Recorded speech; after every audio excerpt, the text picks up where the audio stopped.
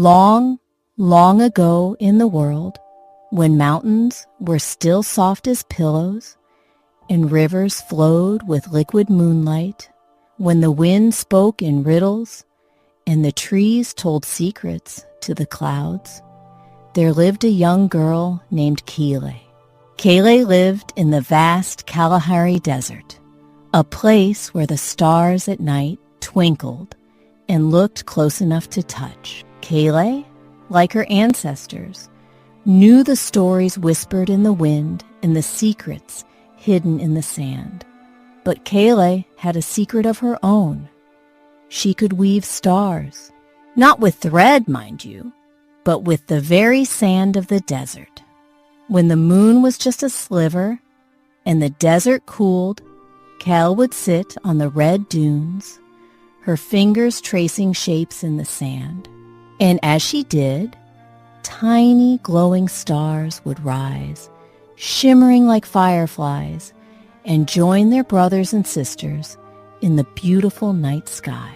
One night, a mischievous jackal named Thambo, with eyes as bright as the moon, decided he wanted all the stars for himself.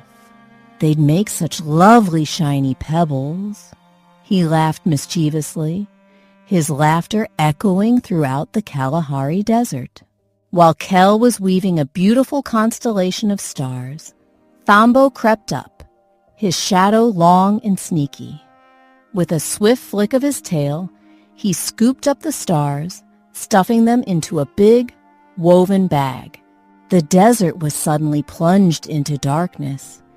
The animals whispered in fear, and even the ancient trees seemed to hold their breath. Kele's heart sank. She knew the stars weren't just pretty.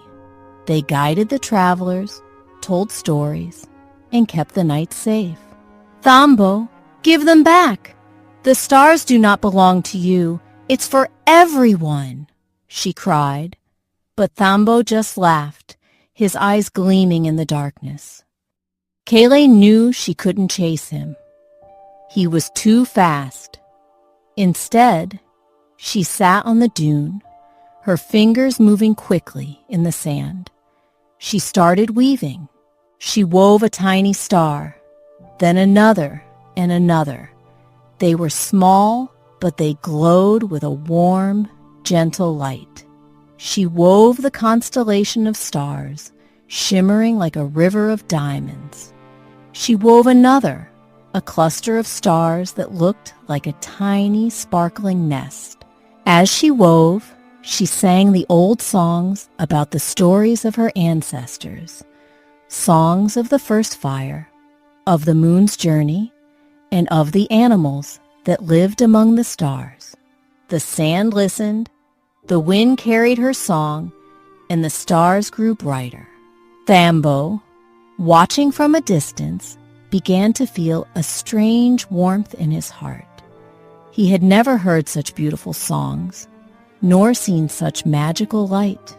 The darkness around him felt lonely and cold. When Kele had woven enough stars to fill the sky, she stopped singing. The desert was filled with a soft, gentle glow. Thambo, with his bag of stolen stars heavy in his paws, approached her. "Your songs, they are beautiful," he whispered, his voice surprisingly soft. Kele smiled. "The stars are beautiful too, Thambo. They belong in the sky, telling their own stories." Thambo, feeling a pang of guilt, opened his bag. The stolen stars, released, zipped back into the sky, joining their woven brothers and sisters. From that night on, Thambo, the mischievous jackal, became Thambo, the storyteller.